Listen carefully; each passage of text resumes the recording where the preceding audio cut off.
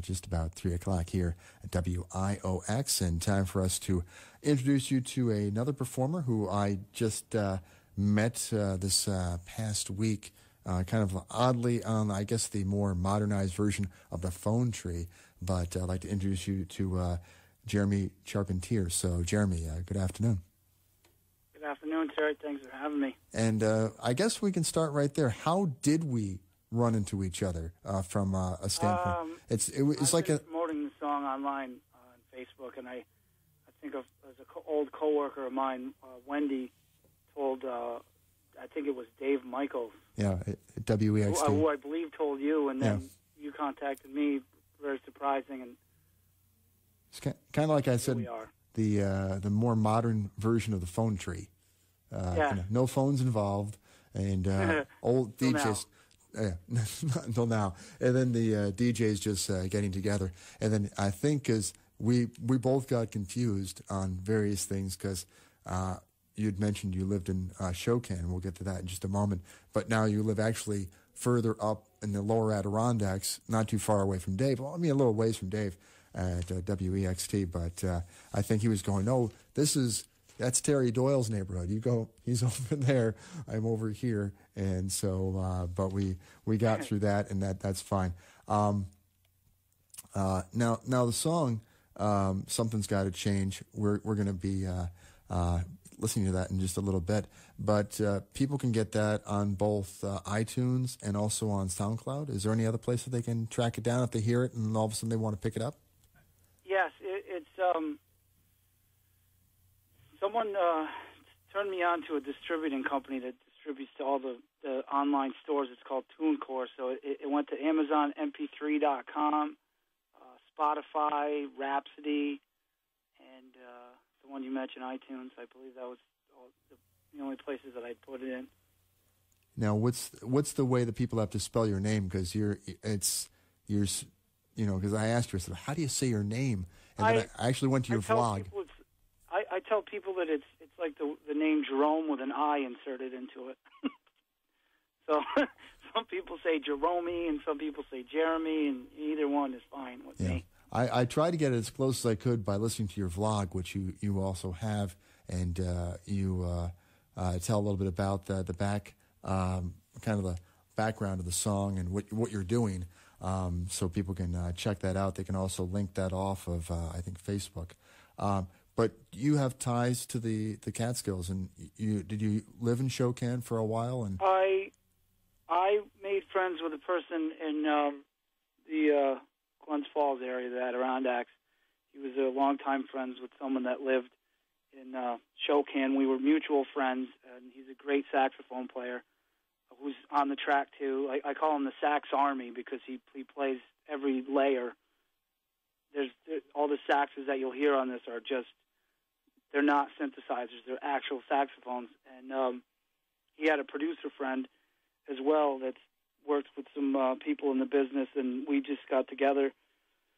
I moved down there. The deal was he was going to let me stay. He was away in New Jersey on business, and I had the place to myself with the studio, and he would come home on the weekends. And I had written this song, and it just came out really well, and we had his friend produce it, and he put the keyboards on it, and his neighbor is also a drummer, and it just fell together so nicely.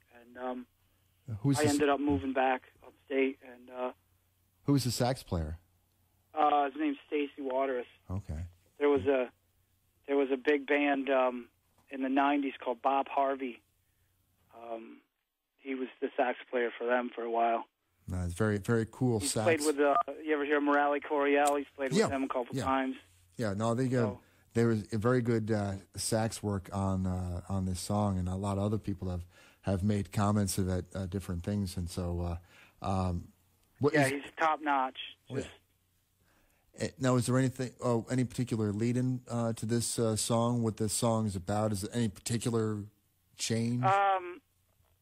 I've always studied Don Henley's work. I like the whole idea of getting mad at things to make them right, sort of like a rage for order type of thing. And everybody's been going through the tough economy.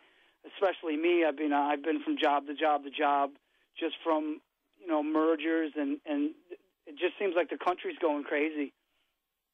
And I just decided that in order for things to change, then things have to change. I mean, we can't keep doing things the way that we've always done them and expect them to change. It was just sort of like me being angry at how things are just sort of going down the toilet, and it was it was nice to do it near Woodstock, because Woodstock seems to be sort of they've always seemed to stand up for things and revolt, and it was right at about the time when everybody was occupying Wall Street and occupying every other place. So we occupied the studio. No, there's a lot of people that did that and brought out some cool tunes. I know Tom Pacheco did also a number of ones in connection to that, and nearly made a whole album just on that alone, called Luminal, the Houston Sessions, over the last year or so. So there's a lot of cool stuff there. And I've always been a big fan of Stevie Ray Vaughan, and you'll hear it sort of has that influence in it, where Stevie used to do the same thing, like with Tightrope, where he would just say, this isn't right, and just wail.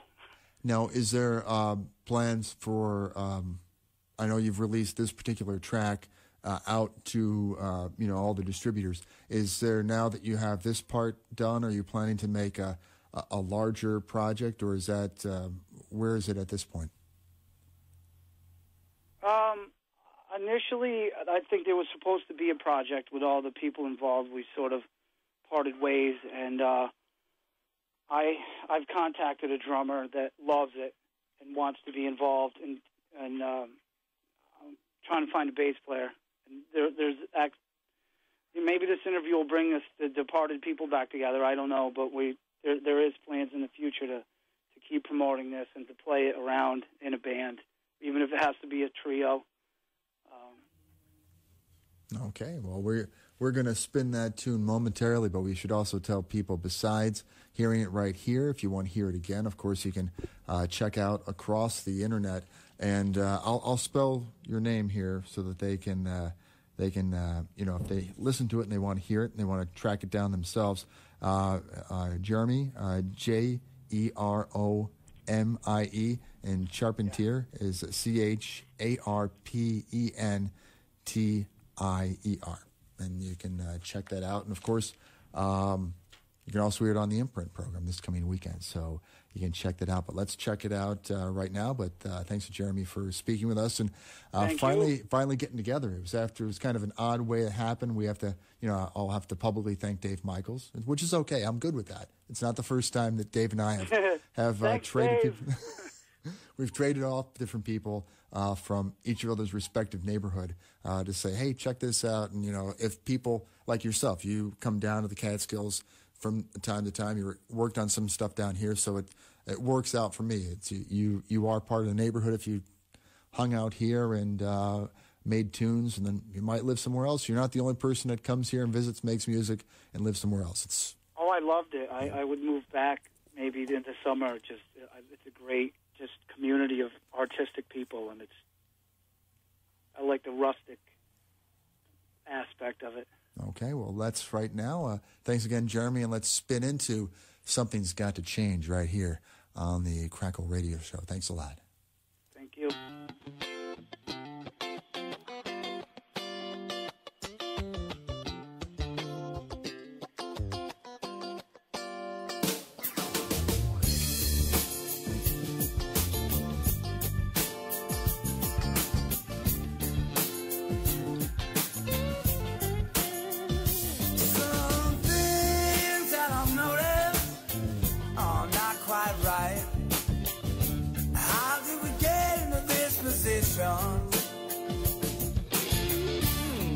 And the answers here aren't in plain sight.